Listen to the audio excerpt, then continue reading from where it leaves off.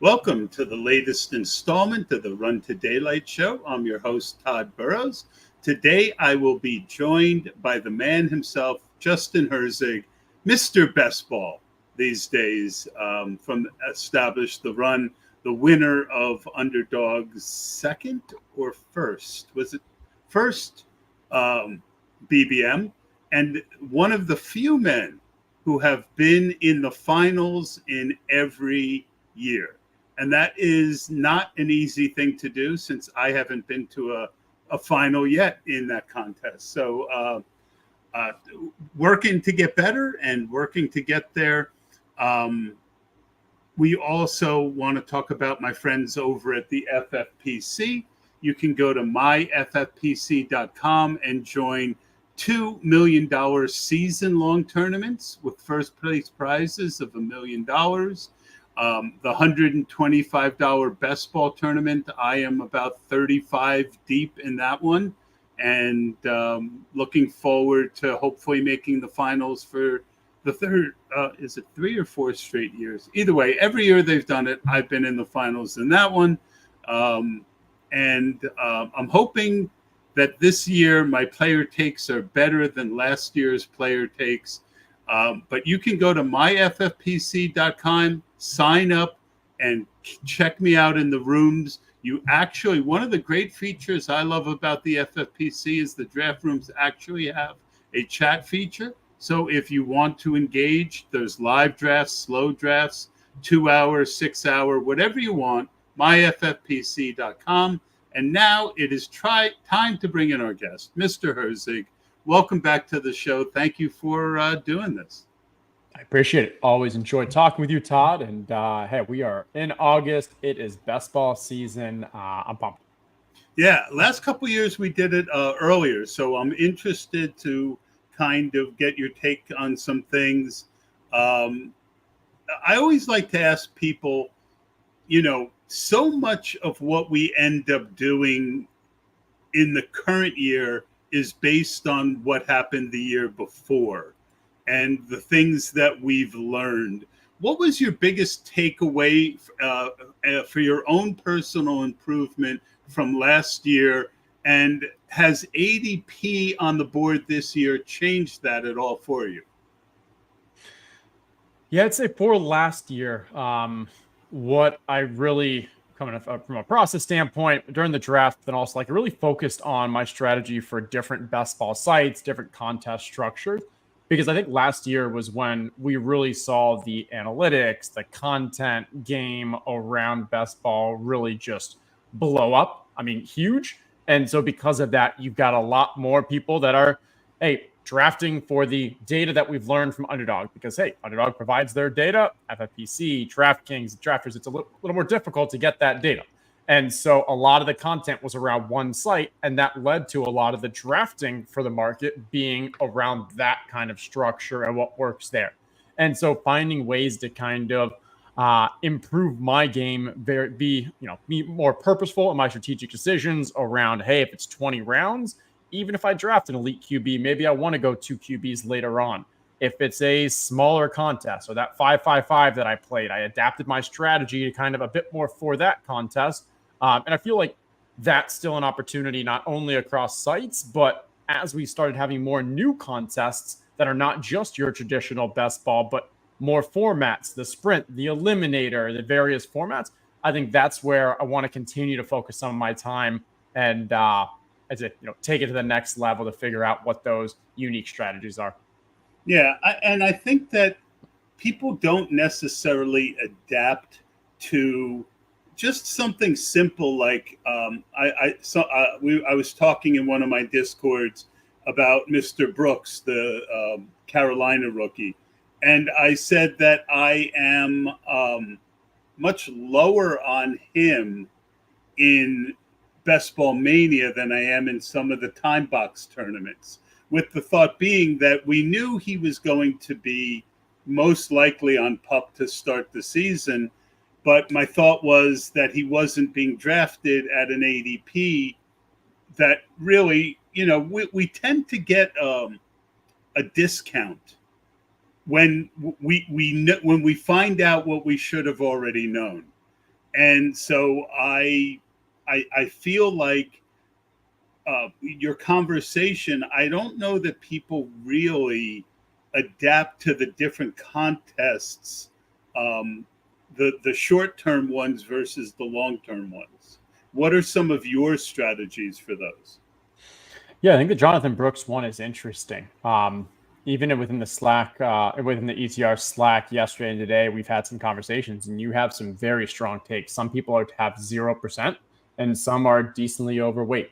And I think your point is definitely well taken, and I think it's actually worked out even more in your favor because yes, we knew that there was a highly likely I could almost guarantee he'd go on the off-season pup, and then there was a small chance he'd go on the regular season pup. But then we found out that he actually may not even play till week 3 or 4. And to be honest, I think that's actually a bit, more extreme than the market projected because there was reports early on, hey, when we were talking about the Dallas, Dallas doctor was evaluating him before the draft and he'd be ready for week 1 and all that. So in this case, I do think hey, if you have been off the Jonathan Brooks, we're probably going to get pretty close to a time that you can start drafting him. And in the time boxed ones, it did make sense because you at least took the same level of risk, but you weren't missing out on the opportunity that someone was get it 2 rounds later if that contest already closed. And so I think for me, if we're talking time box contests, the uniqueness angle is huge. And so I've talked about this in a few different shows where in the end of the first round, it's just so flat from a wide receiver standpoint. And maybe that's where you can start reaching to get some unique combos. But if you were doing that, Best Ball Mania and the DraftKings Millie are 2 contests that are 2 of the biggest ones that I've focused a lot of time. And in May, June, I was trying to get as much as possible of the AJ Brown, Devontae Smith, Jalen Hurts, and that would have been round 1, round 3, round 4. And a lot, there were people discussing isn't it shocky? Shouldn't I not be going for that because everyone's getting it? But the truth was, that ADP wasn't going to last. And sure enough, Devontae Smith moves up. And so for those, it made sense early on, try to get as much as you can because as the draft season went on, that became something we couldn't get. The inverse would be if you were reaching because of a combo that you liked and thought, trying to think of someone who maybe moved, but maybe you were you thought that, I'm trying to think of a good example, maybe Malik Neighbors. But something that was where the one I was just going to throw out. Perfect. And I was pushing him. You talk about that flat area. That flat area is the end of the first round through about DJ Moore for me in the 3rd round. Right. To me, the chance that one of those guys is going to be better than the other is not nearly as big as the ADP disparity. And since people tend to draft strictly by ADP, and this is something we talk about in the Spike Week guys talk about a lot. I started pushing up Cup and Neighbors because I loved Neighbors. I thought Neighbors was as good as Marvin Harrison coming out. And that's no knock on Marvin Harrison. So I like that one. Yeah. And I think that's where it was so let's say early on you were trying to do a unique combo at the end of the first round, and maybe you were taking Puka and Nico Collins because you thought that was unique. And now turns out Puka's going to fall and maybe that's no longer unique or whatever that combo was. So that's where for the time box, I'm sorry. I didn't let you finish your thought. Oh, you're good. You're good. But and that's where for the time boxed ones, it's much more worthwhile. Take advantage of finding uniqueness in a player combination because in that short period of time, it's not going to be matched. But throughout an entire summer, there's still so much wonkiness, so much can happen with player movement that until we get near the end of the contest, that's when only time you'll truly have confidence in getting unique combos. Yeah. And as you mentioned about the content explosion, most of it is around Best Ball Mania, right? Because that's the one they released the information for. So I do think that you can find more edges in some of these time boxes. The prize isn't quite as high. But, it is kind of an underrated part of things. And speaking of content, you have been, grinding over it, established the run. What have you been working on this year? What has changed or not changed over there? And what are you offering for subscribers right now that you think is, really great? Yeah. So, I mean, the best kind of free stuff that we have, I'll start with that, is what Leone and the data team have done around the manifesto. And so this year, they went through and updated that based off last year's data, tried to see what themes kind of existed across multiple years. And overarching, like, the lessons are pretty similar. It's helpful to get more data. And again, that's still descriptive, and we need to make sure that we apply for this year based off whatever the new meta is. So that's highly recommend that. For me personally, I've gone through, I've updated a lot of my previous articles, updated the best ball pyramid, the on the clock article. It's kind of like my go-to. What should you be thinking about while making your picks? But to be honest, like, much of the things haven't changed because I'm pretty strongly that I'm not going to create a strategy based off 1 year's data. If you wrote an article after BBM1 that was just on the learnings of BBM1, okay, that's going to be a bit stale. But a lot of my content has been far more on, okay, what is the overarching strategy when you think of that best ball pyramid? Here are the things that I'm, considering. And then when we think about draft allocation, it's not just in reference to 1 year or one stamp, data sample size. We're doing it across how do we kind of adapt it to this year's meta. But so that's what I'm saying, that all that stuff from previous years, while it's updated, a lot of it still applies from overarching strategy. My focus in the newer content has been, as I talked about, those alternative contests, putting an article on how I think you kind of attack this year's eliminator, how you kind of approach if you're doing the weekly winners. Because I think for me personally, I'm just a lot more interested. I think that's new. It's fresh. It's a unique kind of strategy element, and I enjoy writing about it. And I think people who aren't familiar with those contests get like a good jumping off point with those articles. Well, yeah, and I think Establish the Run has a different place in the marketplace than a lot of the niche sites. You cater to not only hardcore players but more casual players as well. And I don't think, I think you have to, you have to kind of look to help beginners as much as, and I think your pyramid, is a really outstanding thing because it can take someone who's new at this and help them get to that next level. And I think that in its own way is as important, teaching new people to be pretty good and to help them to get into best ball and hopefully stay in it, as coming up with the next really unique strategy. I think there's a place for both of them. Yeah, I agree. And I mean, a lot of the ETR pricing strategy, this is the first year that we've had best ball as a separate product, but for everything best ball, rankings, articles, everything, it's only, I think, $39 for the entire, best. Yeah. And they, sorry, I got you. Yeah. They let me bundle that with the DFS package instead of the season long stuff, because I don't play much season long. That was very nice of them that they did that. So anyway, I probably shouldn't have said that, but let's get into some more, more high level stuff.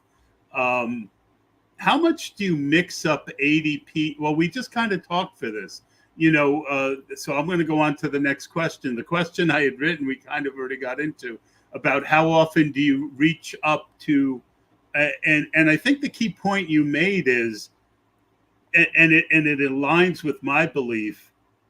You want to do it in areas where the value is pretty flat.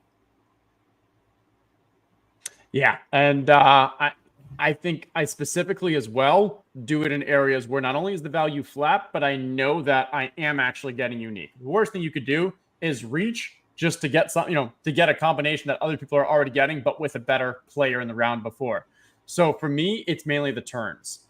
If I'm on the one, I've got Christian McCaffrey. Instead of grabbing the Deebo Samuel, the Mike Evans, the ones who are always paired there, maybe I reach and I grab Malik Neighbors and I grab Devontae Smith. I'm thinking on, DraftKings ADP is just a little fresh, but like they have, those guys are, I think, like 29 and 30 or so. So now I'm getting the number one. I'm getting two wide receivers that I'm bullish on, that a flat area, and I'm getting uniqueness. Or the opposite, you have pick 12. We don't love pick 12. You're already kind of at a disadvantage from where you are. Instead of going with that combination of Garrett Wilson and Marvin Harrison Jr. that everyone has, maybe you go with the Puka, who's at 11 or 12, and Cooper Kupp, who's at 24. And maybe that's a unique combo because they're at two different parts of the drafts. No one's really been getting that. But again, you got to figure out in the contest. If you can see that Cooper Kupp was actually being drafted around like 34, 35 for some contests, maybe that's not unique. That's why you got to customize. Yep. I agree with all that. That's good stuff. So the next thing I wanted to ask is something I've been asking around the industry without getting an answer to, and I don't expect you to have one. And I'm not really good at pulling numbers. Numbers isn't basically my thing, but one of the interesting things I find in the best ball community is this overarching desire to be different, right? And to kind of come up, because it gets clicks, it gets whatever. I mean, some people do it because they want to win $1 million, and other people do it because they want to get 1 million clicks. But we talk so much about differentiation, but I haven't seen any study on how much duplication we're actually seeing in the finals. Was there a team with 16? Were there two teams that had 16 players that were the same? Was it 13 players? Was it 12 players? I think having a baseline information now that we have 3 years of how much duplication we're seeing in the final would be pretty helpful, Justin. Yeah, I think that'd be an interesting little study. Take a look at the last year's BBM and see what two teams were the closest. And out of 18 players, my guess, and I'm just top of head guessing, would be that no two teams had more than 10 or 11 of the same players. Mine was 12. There you go. Now, go ahead. Now, 10 or 11, if those are 7 in the first 9 picks, that's now a very similar lineup. If it's 7 out of the first 14, now that could be pretty different. And because we're highly more likely to be using our early round picks. So when we think about differentiation, at the end of the day, you're only using 1, 3, 2, 6, like 7 or 8 different players on your team for a day. So you've got the others that, if those are all pretty similar, yeah, okay.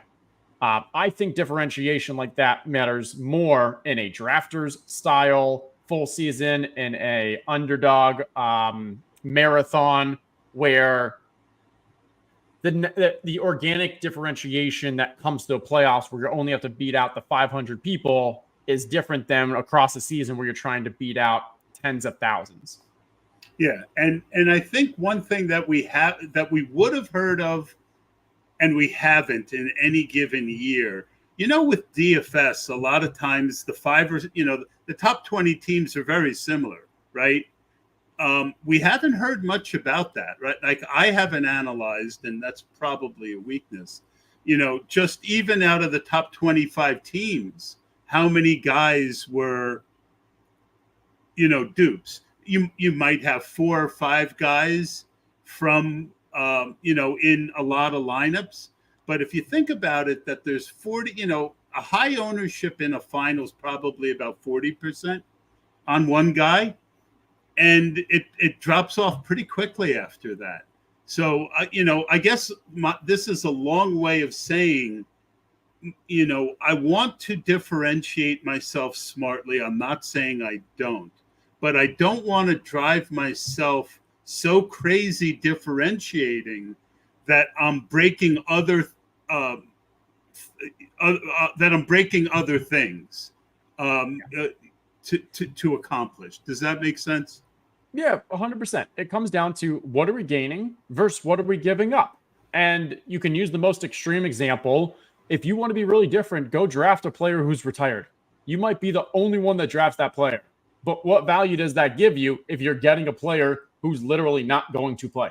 And so we are giving up literally all of our points on that player to gain uniqueness that has no value to us. Now, that's the most extreme example, but you can then take it a bit more to the center and figure out, like, what am I giving up to get that uniqueness? And that's where, when the second round of wide receivers, second and third, are so flat, I'm okay with, I'm not giving up that much in taking a later ADP wide receiver because it's so flat. But what I'm gaining is hopefully uniqueness. And that's where across the draft, across various kind of differentiation examples of, are you taking two QBs with the same bye because you want to have uniqueness, you want to be different? Okay, well, think through what value is that actually giving you in the playoffs. You can't use both QBs in the playoff weeks. So I guess the value you're getting is that maybe they ping pong in elite weeks on different weeks. But like, how likely is that? How much value you're getting by that? How much are you getting over your replacement level player that you would have gone with instead? And then what are you giving up by the lack of getting a 0 during the regular season, the bye week? I'm not making an argument that you should or shouldn't do that, but I think that's the calculus that you need to consider if you want to do these unique things to differentiate. Yeah, and on the buy thing, I was always a big, no, don't do that, right? And I've come around to where I don't even look at buys anymore. And the reason to me is, say quarterback was a good example. Say I lose 20 points that week, right? Well, I'm not really losing 20 points most of the time because I'm getting 2 shots in 2 other weeks to get a higher score, right? So there's a very good chance that I'm making some of that back. So I'm giving up 15 points, let's say, but where I think it's unique is not just in a final that, but in the 2 other phases that it takes to get to the final. But again, I'm not just going to do it, but if I've got, I don't even know the bye weeks that well this year, but let's say I've already got a quarterback and I'm looking at Caleb Williams and I've got Keenan Allen and Walker as the week 17 bring back. And Caleb Williams is also the highest rated guy on my board when I'm picking. Yeah, I'm taking Caleb Williams and I don't care because I'm getting so many other benefits. I'm not as concerned about that bye week. That's just my thought, Justin. Yeah, I remember I did some math on this a while ago and basically tried to see like, okay, if I've got 2 QBs with the same bye week, how many points am I giving up by not grabbing a late third QB? And then same thing with tight ends. And for QBs, it was substantial. I think it ended up being somewhere around like 12 to 14 points because as you said, you need to take what is the projection for that third QB you were taking and then offset, well, what is the value you're getting for having an extra QB in those alternating bye weeks? And I think it was something around that kind of 12 to 13 area. Tight ends. So my conclusion for QBs is I'm not willing to do that in a general structure because the uniqueness, in my opinion, isn't worth it in the playoffs because I can only play one of them. And I don't want to give up the advance rate aspects in the regular season. For tight end, you're only actually giving up like 3 to 4 points because the actual projection for a late tight end is already pretty low. And then you offset that by getting that extra tight end for those 2 weeks. And you have the upside in the playoffs with the tight ends that both tight ends could have huge weeks and one could play in your flex. And now the fact of you having both of them can actually be a differentiator. So that's where I'm more of on your side for, hey, if it's tight end, I don't really care if it's the same bye. QBs, I am a little more cognizant of, especially because if I'm stacking, not only am I stacking my QBs that have the same bye, a lot of my pass catchers also have the same bye. So I'm creating downstream problems across other buys as well. I did just look at real quick at like tight ends for contests like the Marathon for Drafters. I think that one where it is actually pretty interesting if you stack like 2 tight ends with the same bye, especially elite ones. So for this year, you've got Dalton Kincaid and Kyle Pitts are by week 12. My guess is those 2 are not being drafted that much together in the season long in the marathons and the drafter style. But now you might be getting a unique combination. And across the season, you're only giving up that 1 week, but maybe that's a combo that you actually like those 2 tight ends just go off as the top 2 tight ends. That's something where I might want to lean more into. QB, it's hard to differentiate, but like Lamar and Anthony Richardson, maybe that's an example too, where they finish QB1 and QB2, and you're okay with doing it. Just throwing it out there. Yeah, well, the other thing with QB is, getting a high, another. I don't want to argue it because you've done the research and it shows what it shows. But I just can't, I don't think I'm giving up that much advance rate because I think if you really look at how many times you advance by less than 10 points, again, I'm willing to take the risk, but I certainly understand not doing it. As far as differentiating, that's another really good point because the earlier you do it, the more benefit that you get. I saw you make a post that I agreed with a little while ago about, why are you scrolling down in BBM to draft some guy who hasn't been drafted when, we're 4 months away from the season. That might not, that might not be the benefit you think it is by the time we're done. Yeah, and to be honest, like for those larger contests, I backload a lot of my drafts because I do think that come August we have more information. Just one of my strengths and just being so in the weeds on these things is understanding where those kind of values are popping up, where how to see through the noise and such. And so that's where this is the time in drafts where I've been heavily. I just started kind of drafting for the larger contests and gone pretty heavy. And then there's so many of those kind of 17th, 18th round guys who haven't been drafted in every draft and can be legitimate targets. Yeah. Throw out one name. I don't want to pick your brain completely. That's not fair, but throw out a name or two of guys that you think aren't being drafted enough that you think have a better chance of hitting than the field thinks.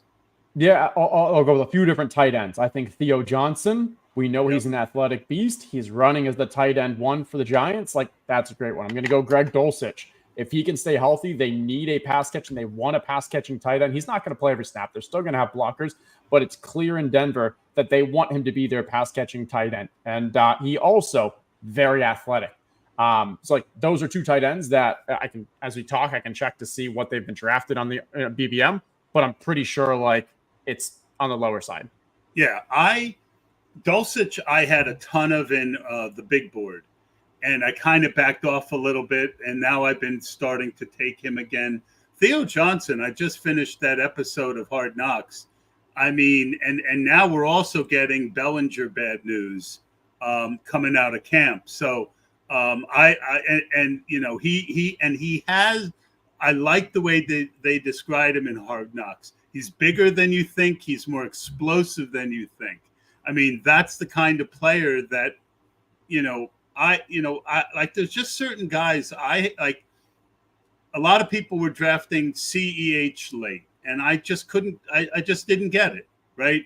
I mean, how many times has that guy gotten an opportunity, and I've not done much with it? And now Deneric Prince is running with the twos, and as soon as I heard that, I started drafting him on a pretty reasonable basis because I think he does have the opportunity to have the talent. So how much does talent factor into these? And some people will say, well, how do you determine talent? Well, so we shouldn't try because it's hard to do. Yeah, I'd say it really depends on position. So let's go through the positions. QB, I think, really don't need to discuss too much because there's just so rarity that you're getting like a late round undrafted QB. But okay, so start with running back. Running back, I think for the youngers, it's probably the one that matters the least because it's far more about opportunity. Obviously, there's some level that you need the talent to get in the field, but at that stage, it's more about, are there injuries ahead of you? There's check marks. Are you a good pass blocker? Can you protect your QB? Are you at risk that you're going to fumble a lot? Like, it's probably more of you need to get to a certain level, be good enough that the staff trusts you, and then obviously need things to fall your way with injuries in front. Wide receivers, I think it's a combination of talent and opportunity. We've seen data suggest that the breakout wide receivers, they need those snaps. It is very rare for, let's say Troy Franklin. He might have great talent, but if he's not going to get the opportunity to even show that out on the field, he's not ever going to be able to kind of increase that usage and have that level of breakout. And so there's probably a combination there of at least get him somewhere in the field, get him the snaps, give him the opportunity to show out because then they can earn more. But if they're not getting any playing time, you really are just kind of hoping for that injury. And even when the injury comes, it's unlikely to fully develop. And tight end, it really comes down to two things. One is is this a talent profile that can break out? Or two, is this an offense that can carry the tight end forward? Because we've seen in previous years, late round tight ends have finished as top 5, top 6 tight ends mainly because they were a part of a high powered passing offense. I think it was 3 years ago, 3 of the top 6 tight ends finishing were very late round picks. You had Dawson Knox on the Bills. You had Dalton Schultz on that pass heavy Cowboys. You had Gronk, who they weren't sure was going to retire, on the Bucs with Brady. Those were 3 of the top 6. Next year, I think again you had 3 of the top 5 that were late round picks. And it's almost always that it's either you've got the Laporta, the young breakout talent, or attached to a really good offense. That's a really great point. And sometimes offense, like the Giants are an offense that everyone assumes is going to be bad again, but they patched both guards in free agency, and they brought in an elite wide receiver. Daniel Jones, I don't know that he's ever going to be elite, but they could be a lot more functional of an offense than what they're given credit for. All right, so we talked about one way to differentiate. Do you have 1 or 2 other ways that you're trying to differentiate this year? Yeah. Oh, and speaking of differentiation, I can give you the numbers. So Dulcich has been drafted in 21% of leagues. Theo, 11%. And then another one who's become pretty popular as a wide receiver, you've got Andre Yoshi. He's only 11%. Those are the type of guys that are maybe they're getting a little steam, but haven't been drafted much. So differentiation, being unique, drafting players that haven't been drafted. We talked about the differentiation at the top of drafts. And then the other I would say is just kind of differentiation, I don't know. So let's use the 2. I know we've talked about this before, but taking 2 running backs from the same backfield. That, in my opinion, is a great way to differentiate in a plus EV version. And for me, as we talked about, if I want to be different, I want to make sure I'm doing it in a way that I'm not giving up too much value for what I'm trying to achieve. And so the research that we did around the running backs is we first wanted to see, does this hurt or help your advance rate? And we found out that it can actually help your advance rate. Okay, cool. So we're not giving up advance rate. Then we're like, okay, does it or can it help you into the playoffs? And we see that having 2 running backs from the same backfield, yes, it can, because the field is not doing enough. So you're getting a level of uniqueness and differentiation. And you have the aspects where you're making a bet on that backfield. One or both those running backs can prosper in one game or back-to-back ping pong styles. One has an injury. You then get the lower owned one into the playoffs. And so now we know, okay, it doesn't hurt our advance rate. It can actually help it. It can help us when we get to the playoffs. Now, how do we do it correctly? What's the optimal way? And that's where we started looking into, well, if you go with a Christian McCaffrey and his backup Elijah Mitchell, or Bijan and Tyler Algier, that's actually done more commonly by the field. It's probably the more traditional handcuff, and you're not getting the right level of value because of the draft capital that you expended at that top pick. But if you do it for ones that are in ambiguous backfields later on in drafts, where they have an everyday role, they're out on the field, you can have some spike weeks just by maybe a pass catching or touchdowns or wherever they kind of specialize in a 1-game sample. Or there's the opportunity one goes down, the other really prospers. And so that's where we saw historically the ones that are done in ambiguous backfields can help your advance rate the most, can help you in the playoffs. And that's where that Mostert Achane really happened last year. I specifically put out a tweet. We talked about it. And it ended up being, we weren't sure who the roles were going to be. Jeff Wilson was still in the picture, but it ended up thinning from 3 down to 2. And it's an explosive, high-octane offense. They both thrived. Yeah, I coined the phrase years ago, stack huffing. And because people would ask if you should handcuff. And so I basically just laid out the case for what you just described.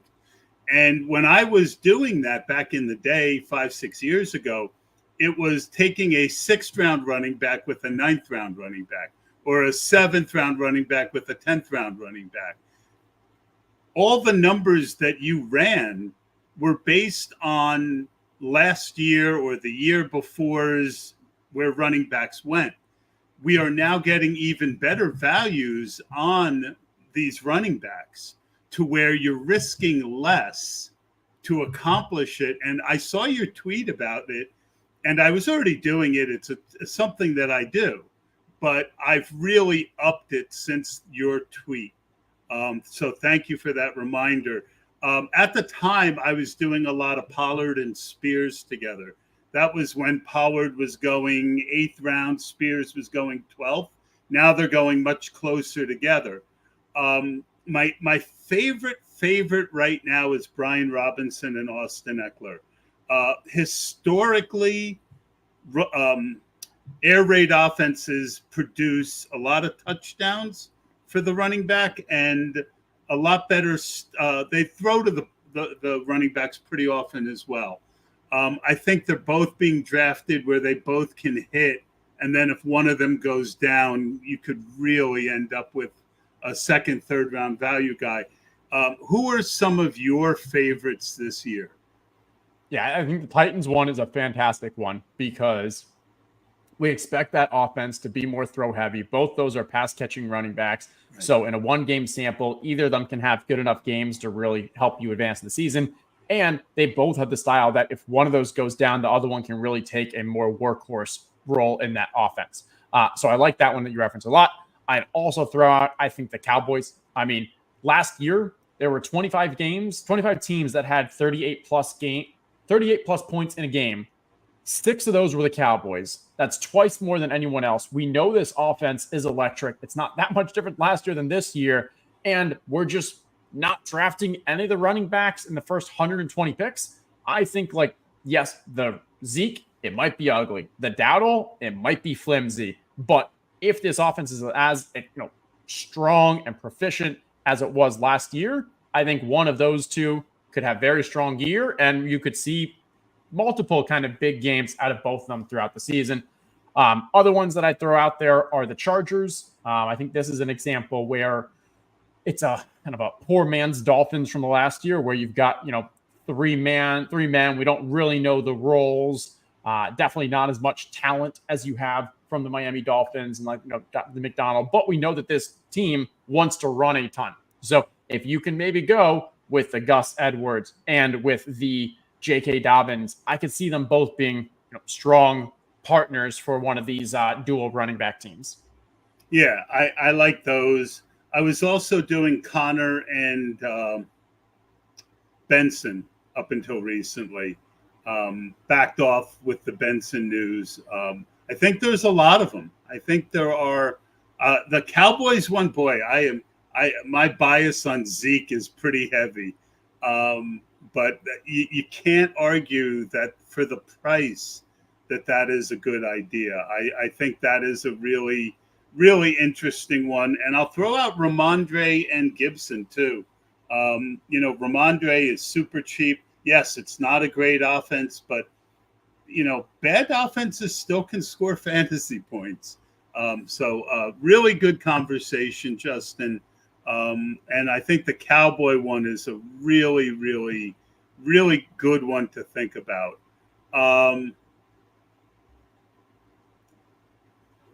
One kind of, the community is always coming up with new terms.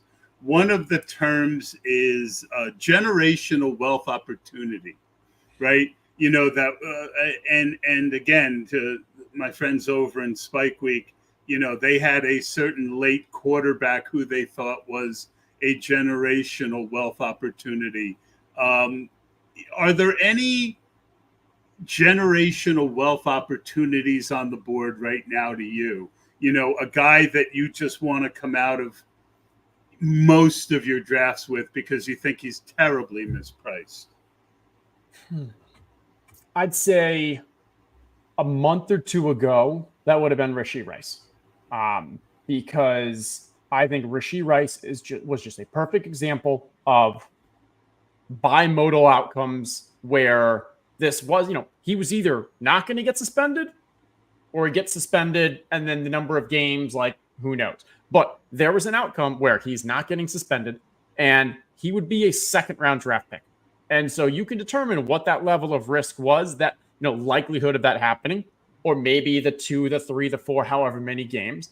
But though teams that were drafting him in the 9th round, 8th round, and then can make it to the playoffs with that strong team, I think that would be a technical generational wealth, because if he does not get suspended, which it's seeming more of a possibility, you're getting a 2nd round, maybe 3rd round talent in the 9th round. So I think that's an absolutely huge one.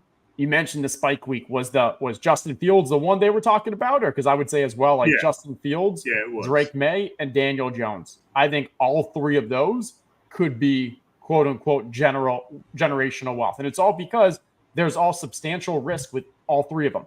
For Fields, is he going to start week 1? Is he going to start at any point of the season? Is Russ just going to come in and get them to another 8-8, 8-9, 9-8 season, and Fields never sees the field? I don't know.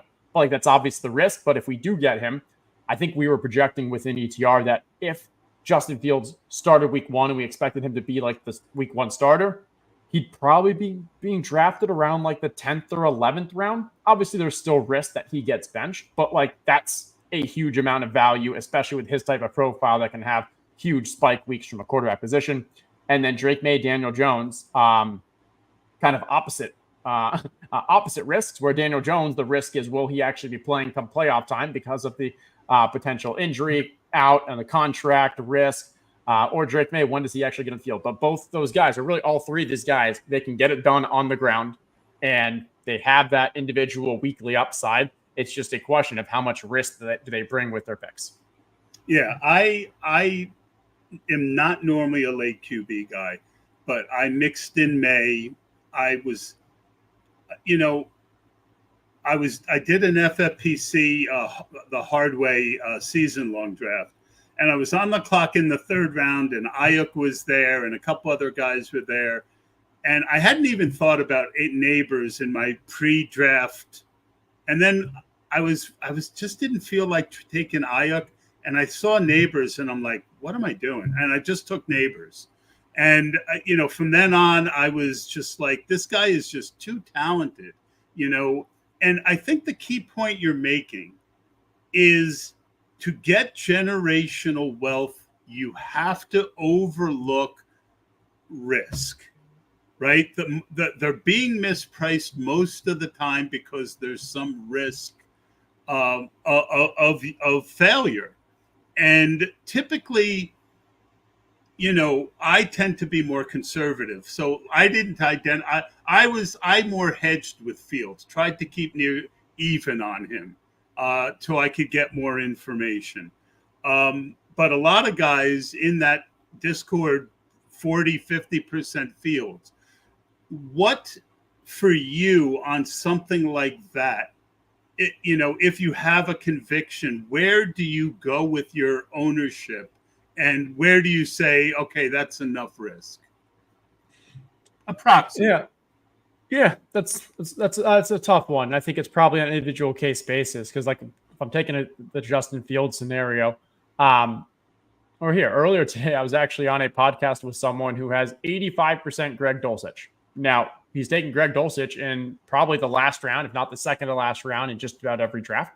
And I personally think that is, definitely on the extreme side. But if you are going to have that much of a stance, having it on a very late round player is not as risky as if you were trying to become even 30, 40% on a 3rd, 4th rounder or something. And so as we get later in drafts, I think it is okay to take larger and larger stance. And, sure, if you ask the people who were kind of on that 40, 50% for the Justin Fields, they had a very legitimate, valid argument for why they were doing it, because they saw the potential upside. And if he becomes the starter, either for the season or in the playoffs, like, that's substantial value.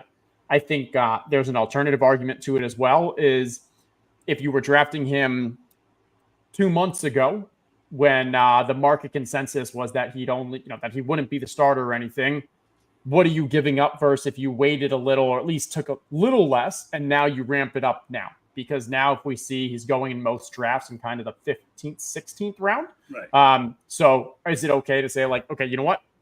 As more information, I'm willing to pay that extra couple rounds of price now, but giving up those couple rounds, which, to be honest, isn't that much late in the draft, I've gained more confidence in the thesis. And so I don't think there's anything wrong with a person who had that much confidence early on that says, I want to have 30, 40, 50, whatever it is percent. But that's at least the process I'm thinking through of whether or not like my conviction is greater than maybe the doubt in that, hey, maybe I should wait a little, get more information, get more conviction in my thesis, and be willing to pay a little higher price as it goes on. Yeah, and that's more where I fall in. Um, another one for me, and is it a generational wealth thing? I don't know, but Deshaun Watson is another one that I've really struggled with. He's a guy who puts up fantasy points even last year when he literally looked like he couldn't throw the football and didn't want to be out there. And I don't want to draft a lot of a guy like that, right? But you know what? Faster offense.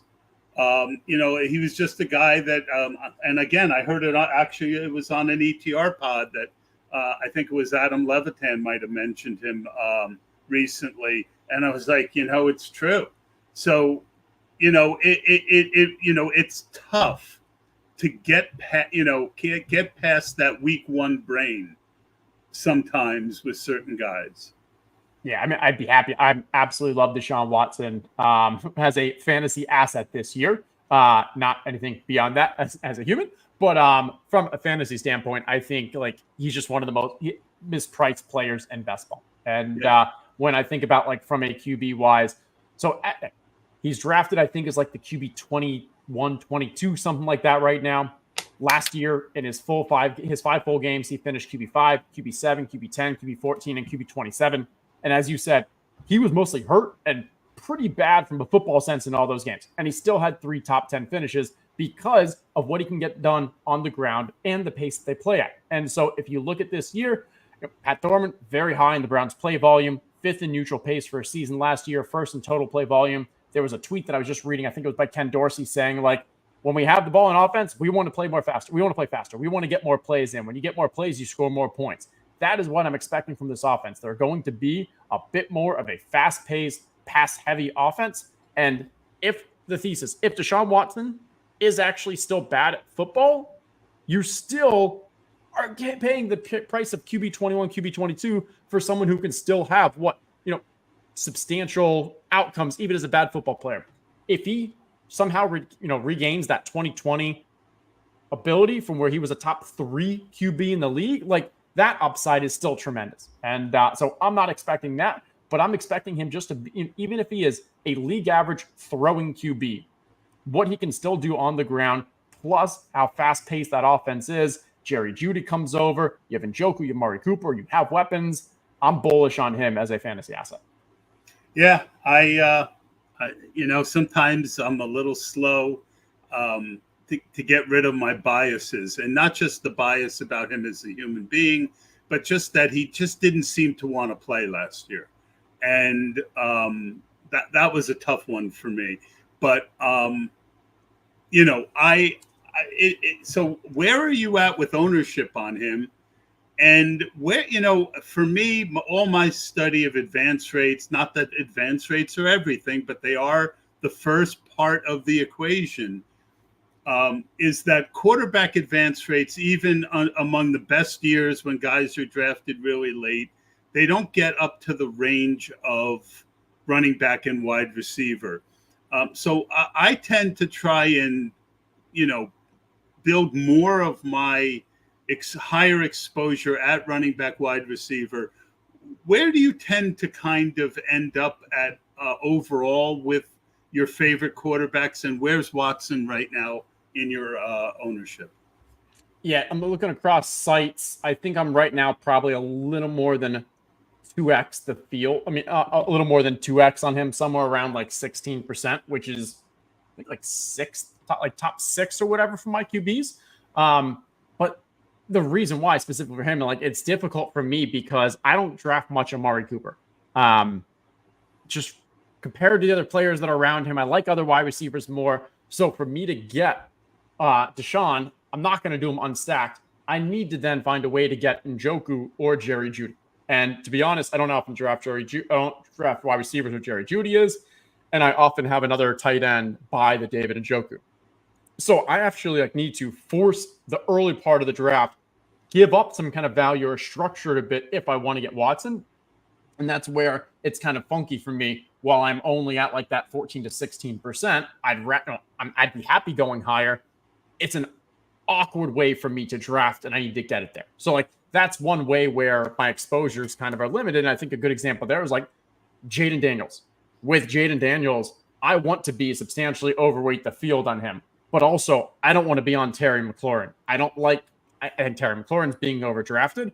So how do I get exposure to Jaden Daniels when I'm competing against the Terry McLaurin drafter, and I don't want to just reach for this naked Jaden Daniels? And so for me, I've found places where when my draft starts with guys that are maybe Justin Jefferson and Devontae Adams, guys who I'm not excited about pairing with their QBs, that's one where it's hey, I know this might be a Jaden Daniels draft. And so I think to myself, okay, I'm building out my stacks. This one is not a Caleb one. It's not a Trevor Lawrence one. Those are guys that I'm often drafting because I grab one of their earlier counterparts. And so maybe this is a good time in that kind of 100 to 104 range to grab Jaden. And so I think my ownership on the QBs where, if I love a running back, I can get up to 25, 30% of them so easily because it doesn't need to match with the rest of my draft. But for a QB, even QBs that I really like Jaden and Deshaun, it still needs to match with the rest of my structured draft. And because I'm not willing to reach on those other guys, it limits my exposure on the QBs. So to your question, I think at the end of the day, I'll probably get to around 20 to 21, 22% at the most for my QBs, but mostly it's pretty flat. I've got probably 4 to 6 guys that I'm drafting 0 to 1 to 2% on, and then majority kind of are really close to a lot flatter in that range. Probably majority are really in that kind of 7 to 15, 16. So a couple things off of that one. First, because we're very different, and I want to pick your brain on a couple things. Jaden Daniels is my number one owned quarterback. I'm only around 14% though. And I'm right there with Caleb Williams too. Those are my two favorites. I think Caleb has really sneaky rushing upside that the field is not accounting for. And he really likes to keep the ball near the end zone, right? Watching his tape, if he did a run option near the end zone and there was any chance of him getting in the end zone, he was holding on to that ball. But Terry McLaurin is one of my favorite wide receivers this year. So I am, and I don't mind Damari Cooper because of his spike weeks. So we are polar opposites on those two, which is okay. But I would like more information on what you don't like about McLaurin. Yeah, for McLaurin, I think it's more of just I like Jaden Daniels because of what he's going to do on the ground. There's data around wide receivers and rookie quarterbacks. Wide receiver ones underperforming when they're attached to a rookie quarterback. And so I think there's a level of risk there. I think also when you have a new rookie quarterback, who his favorite weapon is really unknown. There's more variance. Is it going to be Josh Dotson? How much is the differentiation going to be? Will McLaurin really be that alpha? Will it be more spread with Dotson, with McCaffrey? Will they be more run heavy? There's just a wider range of outcomes for that team. And so I'm less likely to pay the more expensive price for the wide receiver. When you compare the wide receivers that are going around Terry, I have a tighter range of outcomes and still a higher performance of outcomes because we just have more knowledge around those other kind of systems. So that's what it is for Terry. If the entire offense goes off and he's got more of, where this is the Lamar that also elevates the entire passing game style game, yes, Terry could be a great pick, but he's definitely not a target of mine. And if I get Terry, I 100% want to make sure that I'm getting Jaden Daniels, because if I get Terry and I don't have Jaden, I feel really upset about it, because come week 17, if Terry McLaurin has a big game, guess who's also having a big game? Jaden Daniels, because we already know that Jaden's going to get it done on the ground. So if he also brings a pass catcher with him, then you have to have that combo. I think of that similar with Anthony Richardson if you get Michael Pittman. And so whenever I draft those, there's a little extra pressure of I need to get that QB, because same thing with Anthony Richardson. We know he's going to get his 15 points, whatever it is, on the ground with the rushing, maybe a touchdown. But if Michael Pittman has that 2-touchdown game, 100+ yards, like, we know you have to have that QB. And now I'm behind the 8 ball if I didn't complete that stack. I love that. The only pushback I'll give for thought is that Terry McLaurin has had just god awful quarterback play. Just, the list of bad. I mean, and we saw what he did with just Jacoby Brissett coming in last year and being able to get him the ball. So that would be my only counter. But I appreciate you telling me your thoughts on that. And, look, we're all, one thing, the humility you learn in doing this is that we are all going to be right plenty and we're all going to be wrong plenty. And that's just the nature that if you can't handle that, you can't handle best ball. One of the last things I wanted to get to was last year, every pod with you, there's always a takeaway that sticks with me. Last year was, just how laser focused you are on good offenses and backups on good offenses. That really resonated with me.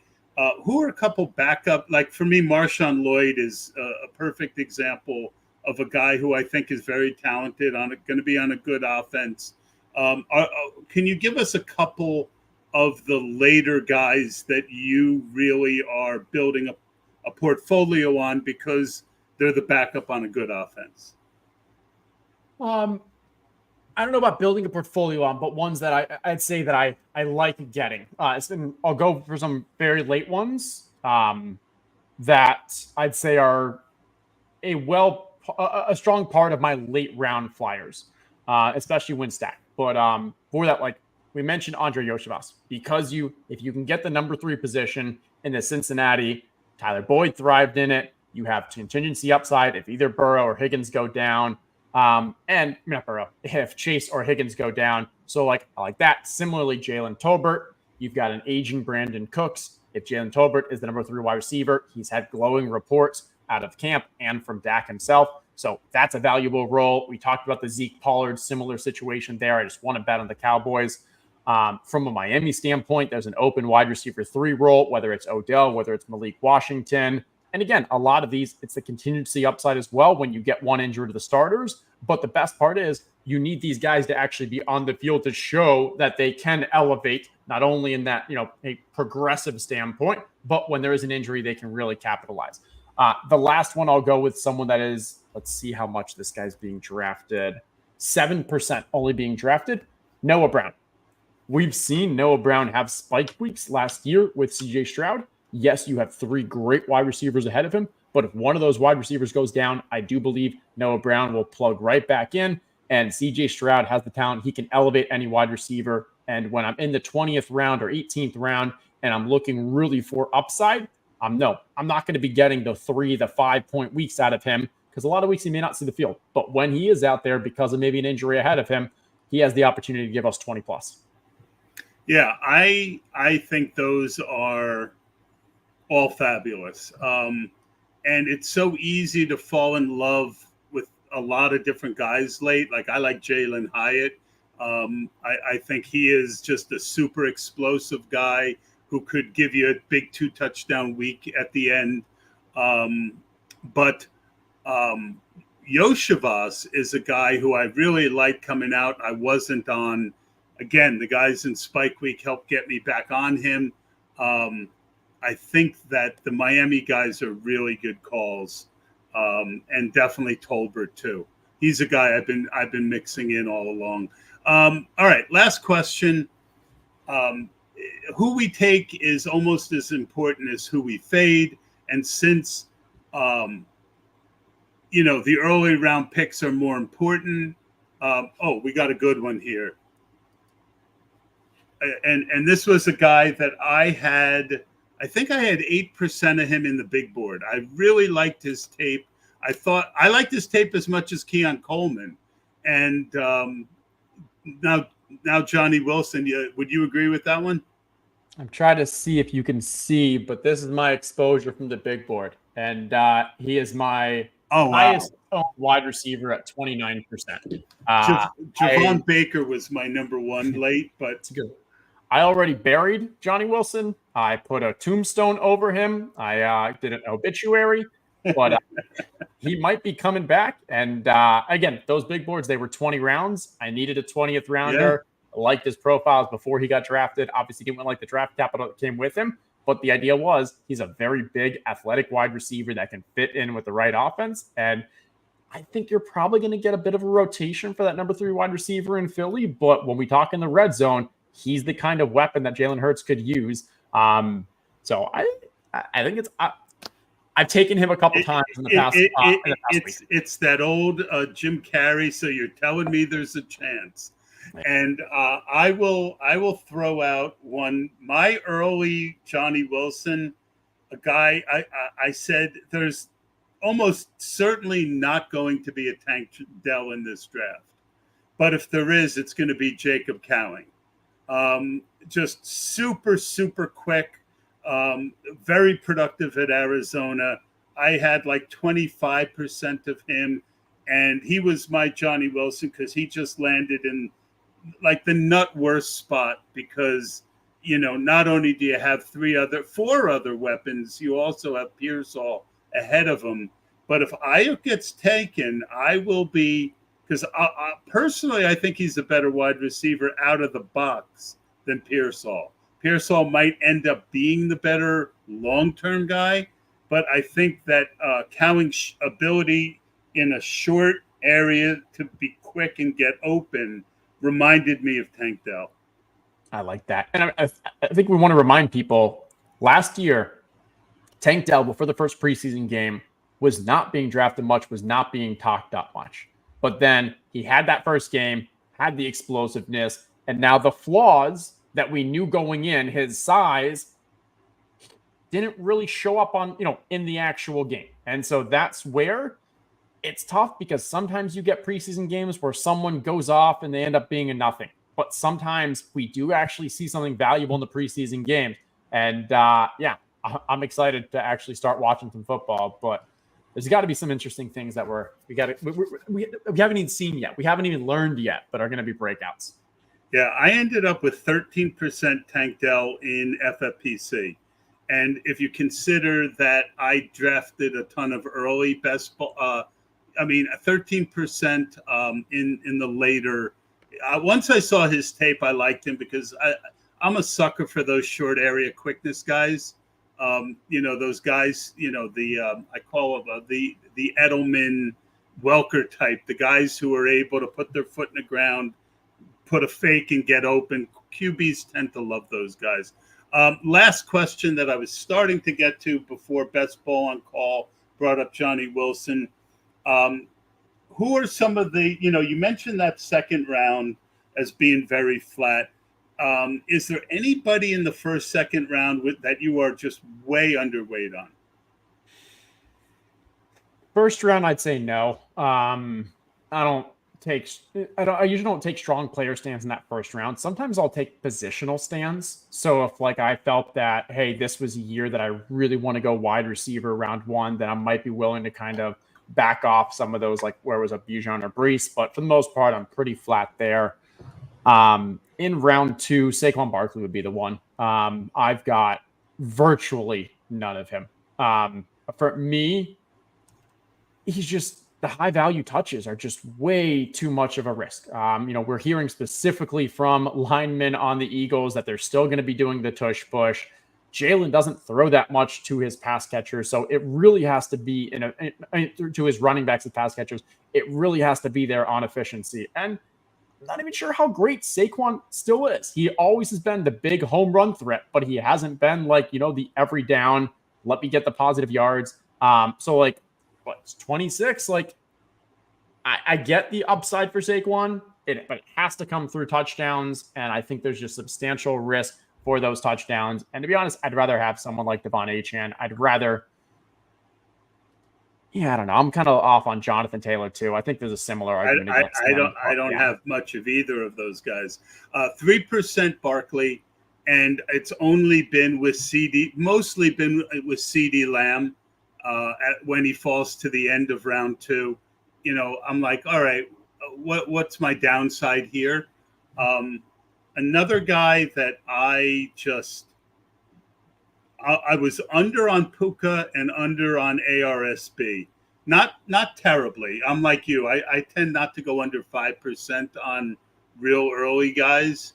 But those would be the guys that I just felt that Puka, the chance that Cup was just injured last year and not hitting a wall, I thought was higher than the field was baking in. So I am very excited for the Puka injury discount so I can get some. I've packed my Cup bags pretty well, sitting around 16% there. Him and what I like to do is push either him or Neighbors into, for the last couple weeks, I like pushing either him or Neighbors into that flat zone. And then you come back and you can sometimes get the other one, and no one's going to have that combo of Neighbors and Cup, especially if both of them end up moving into the second round like I think so. Thoughts on that, and then we'll get out of here. I like it. Yeah, I mean, Cooper Kupp is definitely moving into the second round with this Puka injury. Neighbors, I don't think he'll move into the second. I think there's a little too much resistance. San Francisco, we'll see what happens there. Debo could move into the mid-second if Ayuk gets traded. I think Ayuk could fall, especially if he goes to Pittsburgh. But yeah, overall, I like the thinking. And I'm willing to listen to just about anything people want to do in that second round because it's so flat. Yep. All right, that's going to do it. Thank you again, Justin Herzig. You can find him over at Establish the Run on Twitter at Justin Herzig. He is one of the best minds in the game. We're always glad to have him on the show. Don't forget that myffpc.com, get into and try, it's time to do some season long. Thank you, Best Ball on Call, for throwing in some questions in the queue. And we will see you next time. Have a great day, guys.